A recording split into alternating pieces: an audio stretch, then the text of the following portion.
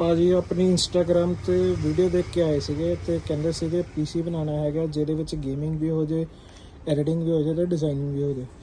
ਤੇ ਉਹਨਾਂ ਦੇ ਬਜਟ ਦੇ ਵਿੱਚ ਆਪਾਂ ਉਹਨਾਂ ਨੂੰ ਪੀਸੀ ਤਿਆਰ ਕਰਕੇ ਦਿੱਤਾ ਹੈ Ryzen 5 ਨਾਲ ਦਿੱਤਾ ਹੈਗਾ ਉਹਨਾਂ ਨੂੰ ਕੀਬੋਰਡ ਮਾਊਸ ਵਾਇਰਡ ਲਾਈਟਾਂ ਵਾਲਾ, ਨਾਲ ਸਕਰੀਨ ਦਿੱਤੀ ਹੈਗੀ ਨਾ 22 ਇੰਚੀ। ਤੇ ਭਾਈ ਨੂੰ ਪੁੱਛਦੇ ਆ ਕਿੱਦਾਂ ਦਾ ਰਿਵਿਊ ਰਿਹਾ ਤੇ ਕਿੱਦਾਂ ਦੀ ਸਾਡੀ ਸਰਵਿਸ ਲੱਗੀ।